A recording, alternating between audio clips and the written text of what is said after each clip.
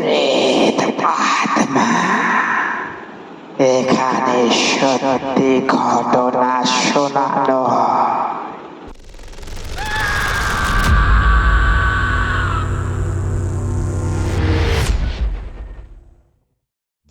Hello বন্ধুরা,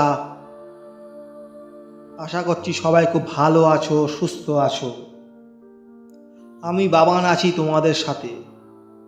আজকেও চলে এলাম নতুন একটা হাড়িম করা সত্যি ঘটনা নিয়ে। ঘটনা বলার আগে তোমাদেরকে কিছু কথা বলতে চাইছি বন্ধুরা। তোমরা অবশ্যই বেশি বেশি করে লাইক করো, কমেন্ট করো এবং শেয়ার করে দিও, যাতে করে আমাদের এই প্রেত আত্মা ছোট্ট পরিবারটা আস্তে আস্তে একটু একটু করে বড় হতে পারে। এটা রিকোয়েস্ট। তো আজকে আমাকে ঘটনা পাঠিয়েছে গুয়াহাটি, আসাম থেকে চামেলি চক্রবর্তী। তো চামেলি চক্রবর্তী আমাকে ঠিক যেভাবে আমাকে ঘটনা পাঠিয়েছে, এটা ওর সাথেই ঘটেছে। তো যেভাবে আমাকে ঠিক লিখে পাঠিয়েছে, আমি সেটাই তোমাদের সবার সাথে তুলে ধরছি। তো সরাসরি আমি ঘটনায় চলে যাচ্ছি। হ্যালো বাবানদা, আশা করি ভালো আছো। সবাই খুব ভালো আছে, সুস্থ আছে। আমি চামেলি, আসাম থেকে বলছি। তোমার একটা ছোট্ট ফ্যান আমি। তো আজকে তোমার কাছে ঘটনাটা বলতে চলেছি। জানি না এরকম ঘটনা কতজনের সাথে হয়েছে। তো আমার নিজের সাথে হয়েছে বলে এখনও পর্যন্ত আমি সেই দিনটার কথা ভাবলে রাতে ঘুমাতে পারি না। তো এরকমই এক রাত এই ঘটনাটাই আমি তোমার সাথে তুলে ধরছি। তো আমার বাড়ি থেকে আমার অফিসের দূরত্ব, আমার বাড়ি হচ্ছে পাণ্ডু বাজার, কিন্তু আমার অফিস আছে গুয়াহাটি। তো অনেকটাই দূরত্ব, বাসে করে যেতে প্রায় 1 ঘন্টার উপর সময় লাগে। তো এরকমই এক শীতের রাত, চারিদিকে ঘন কুয়াশা। ওই দিনকে যেন কুয়াশাটা একটু বেশিই পড়েছিল। তো অফিস থেকে বেরোতে বেরোতে আমার একটু দেরিও হয়ে যায়। তো রাতে দেখলাম রাস্তায় তেমন গাড়ি ঘোড়াও চলছে না, বেশিরভাগটাই ফাঁকা। তো আমি কোনোরকমভাবে একটা বাস পেয়ে বাসে করে এসে নামলাম বাড়ি থেকে প্রায় 1 কিলোমিটার দূরে। তো ওইখান থেকে আমাকে রিক্সা বা টোটো এরকম কিছুতে আসতে হবে। তো সেই মুহূর্তে দেখলাম যে রাস্তা তো পুরো ফাঁকা, কেউ তো কোথাও নেই। তো আমি বাস থেকে নেমে হাঁটা শুরু করলাম। ভয়ও লাগছে, ফোনে চার্জও শেষ পায়। বেশিরভাগটা আমার ফোনের উপরই বেশি কাজ ছিল, কাজকর্মগুলো হতো। তো সেই জন্য এবার তাড়াহুড়োতে ফোনে চার্জ দিতেও ভুলে গেছিলাম। তো ফোনের চার্জও নেই, ফোনটা অফ হয়ে যাবে করছে।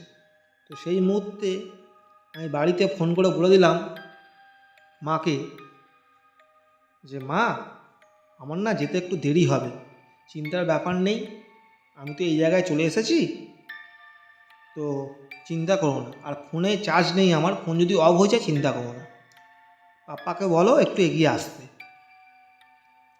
এবার যেমন ভাবা ঠিক তেমনই কাজ, সমস্ত ডিরেকশন দিয়ে দিল যে এই জায়গায় রয়েছি, যাচ্ছি। কিন্তু আরেকটা ব্যাপার হচ্ছে কি, তখন আমার বাবা তখন কিন্তু অফিস থেকে ঢোকেনি বাড়িতে। তো মাসিকে তাই কী করবে, উপায় তো নেই। তো মাসি বলেছিল যে ঠিক আছে তোর পাপা আসুক, এখন তো আসেনি, এলে তাহলে পাঠিয়ে দিচ্ছি। তো বলে এবার কী করলো চামেলি, আমি রাস্তা দিয়ে হাঁটা শুরু করলাম, মোটামুটি জোরেই হাঁটছি। এবার চারিদিকে কুয়াশা আবরণ, চারিদিকে। তো আস্তে আস্তে আসছি, বাড়ি থেকে প্রায় মোটামুটি আছে আমি 7-8 মিনিট দূরে আমার বাড়ি। ওইখানে একটা সরু গলি রয়েছে, গলিটা একটু গা ছমছম করে আর কি। তো তো সেইখানে আস্তে আস্তে দেখছি গলে যে ঢুকলাম সঙ্গে সঙ্গে কারেন্টটা অফ হয়ে গেল, পুরো অন্ধকার। আরও বেশি ভয় লাগা শুরু হলো মনের মধ্যে। এমন ভয় লাগা শুরু করলো, মনে হচ্ছে যেন আমার পিছনে কেউ একটা ফলো করছে। আমার খুব ভয় হলো। আমি কি করলাম, মনে মনে ভাবছি যে আমি কি পিছনে তাকাবো কি তাকাবো না। সবাই বলে, বড়রা নাকি বলে, মানে বলেছেন আমাকে, যত যাই হোক না কেন রাত্রিবেলা কোনো পিছনে তাকাবি না। তো আমি সমস্ত কথা উপেক্ষা না করে পিছন ঘুরে দেখলাম কোথাও তো কেউ নেই, কিন্তু আমি স্পষ্ট মনে হলো যে আমার সাথে কেউ কিন্তু আসছে পিছনে। আমার গায়ের লোম দাঁড়িয়ে গেল, হালকা হালকা ঘাম হওয়া শুরু করলো, এত বিচ্ছিরি ভয় পেয়ে গেছি। তো ওই দিনকে যেন আমার বাড়িতে যেন ঢুকতে পারছি না, আমি রাস্তানো শেষই হচ্ছে না, এরকম একটা ব্যাপার। খুব ভয় পেয়ে গেছি, কোনো একটা লোক নেই, রাস্তা পুরো ফাঁকা। তো আমার বাড়ির ঠিক কাছাকাছি চলেই এসেছি, প্রায় আর 50-60 মতো দূরত্ব। আর আমার বাড়িতে ঢোকার আগে একটা টার্নিংয়ে একটা গলি পড়ে,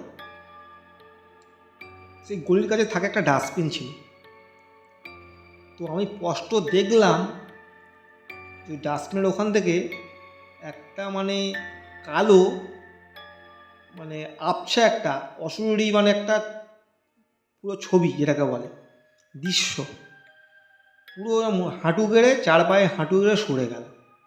বা তোমরা হয়তো বন্ধুরা বলতে পারো যে ওটা কুকুর টুকুরই হবে, কিন্তু ব্যাপারটা হচ্ছে কি, কুকুরের মতো দেখতে নয়। মানুষ যেমন মানে হাঁটু গেড়ে বলবে ঠিক যেমন দেখতে লাগে ঠিক সেরকম।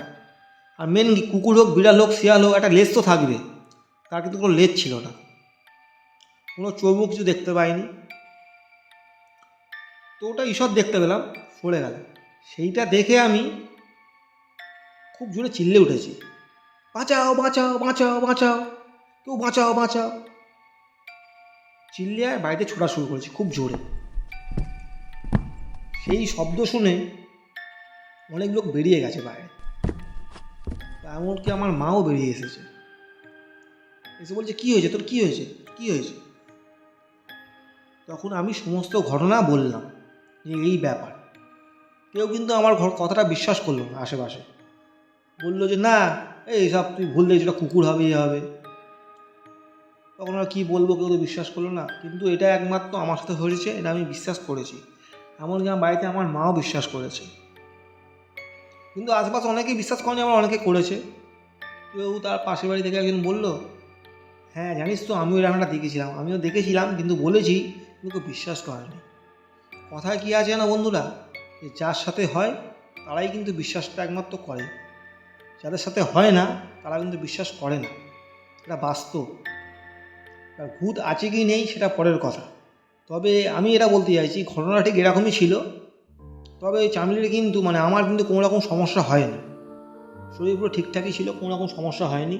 তবে ওটা কী ছিল ওটা আমি নিজেও জানি না, তবে আমি স্পষ্ট দেখেছি যে এরকম একটা জিনিস ছিল, 100% তো ওটা কী ছিল আমি জানি না।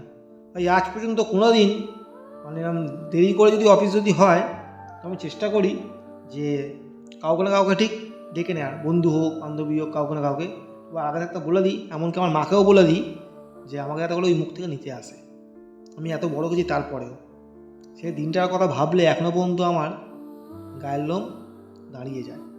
তো বন্ধুরা, তোমাদের গল্পটা ঠিক কেমন লাগলো তো তোমরা অবশ্যই কমেন্ট করে জানিয়ে দিও, লাইক শেয়ার অবশ্যই করে দিও। বুঝতেই পারছো যে ছোট্ট পরিবার প্রেত আত্মা, এখানে সত্যিকারের ঘটনা শোনানো হয়। আর এই ঘটনাগুলো তোমাদের যে বিশ্বাস করতেই হবে এরকম কোনো মানে নেই, বিশ্বাস অবিশ্বাস পুরোটাই তোমাদের ব্যক্তিগত ব্যাপার। আমি কিন্তু বারবার বলছি, এইগুলো এন্টারটেনমেন্টভাবে নাও, আনন্দের সাথে শোনো, সবাইকে শোনাও, আশা করি ভালো লাগবে। তো আজকের মতো টাটা, বেশি কথা বলবো না আর।